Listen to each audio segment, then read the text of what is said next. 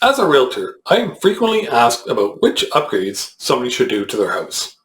I get a phone call. Somebody asks, should I put on hardwood floors? Should I renovate my kitchen?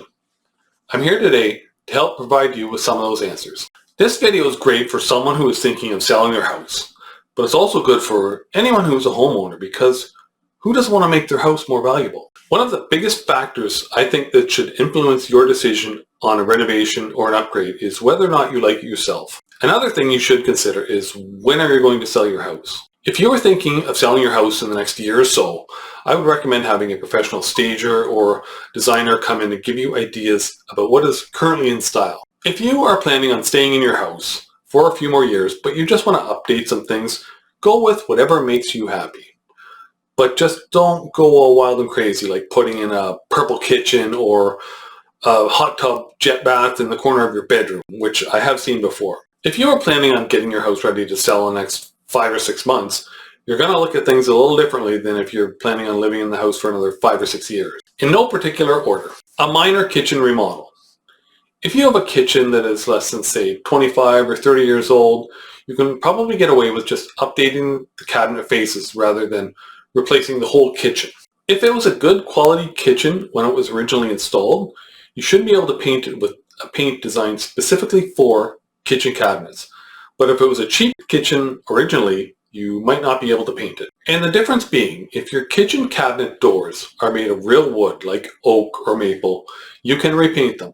But if they're made of thermofoil, you won't be able to repaint them. Well, you can repaint them, but they won't turn out very well. Thermofoil is where they take this plastic-like film and heat shrink it over what is in a sense particle board and make the doors out of that. I know it's more technical than that, but that's a simple explanation. A new countertop could be a big improvement as well. Quartz or granite if you can swing it financially, or just a really nice modern laminate countertop. I'm not going to tell you to go out and drop a whole bunch of money on a brand new kitchen because you might not get all your money back out of it when it does come time to sell. Here's where you really have to look at your own situation and decide what is best for you personally. How long will you be in the house?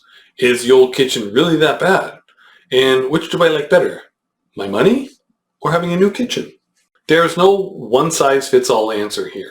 A coat of paint for the whole house. Paint is one of the cheapest things you can do on a pure cost for impact level. Do not paint anything in garish colors. Stick to neutral colors, off-whites, grays, light blues, that kind of thing. You may want to consider painting an accent wall. That's where you paint 3 walls in a room, the same color, light color, and then you'll pick a darker color off the same color palette and paint the 4th wall. Update your curb appeal. If you have overgrown shrubs, cut them back. If you have brown, dead plants, put new ones in.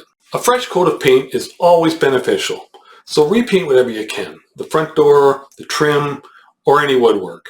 If you have a walkway made of paving stones or unilock or whatever you call it in your area, make sure it's all level. So that may mean getting down on your hands and knees for a few hours and lifting up some patio stones and resetting them.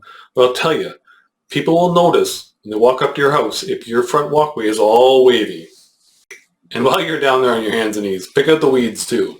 Now, realistically, picking weeds out of your front walkway isn't going to make your house more valuable. But if a buyer walks up to your house and sees weeds all over the stonework, it's going to give a bad first impression. Hardwood flooring. Most of the buying population out there prefers hardwood floors.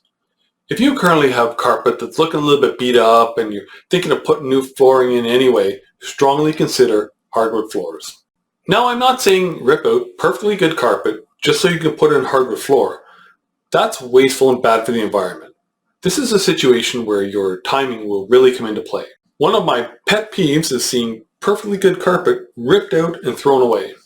If your carpet is old and ratty and is past its prime, but you still like carpet and you're thinking of selling in a few years, seriously consider going with hardwood, even though it's not your first choice. You'll see a much better return on your money when it comes time to sell. As you may have figured out by now, I'm not about replacing something without good reason. There's no sense ripping out perfectly good Series 800 doors so that you can have the latest trendy door style. Doors themselves don't wear out. Door hardware, handles, that's another story. Door handles wear out and they can be replaced easily and relatively inexpensively. Update the bathroom.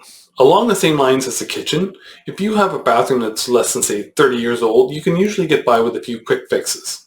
If you go to one of the big box hardware stores like Lowe's or Rona or Home Depot, you can pick up a one-piece, off-the-shelf vanity top for a few $100. Then you get a shiny new tap set to go along with it, and Bob's your uncle. Your bathroom looks great. A new light fixture over the vanity, and you're all set. Some of these things I talked about in this video are dollar intensive, like the hardwood flooring, and some of them are labor intensive, like the painting and the unistone, but they will all add some value to your house. If you have anything that you would like to add to this video, please write it in the comments down below. Don't forget to hit the like button, subscribe, and then tap the bell icon to be notified every time I upload a new video.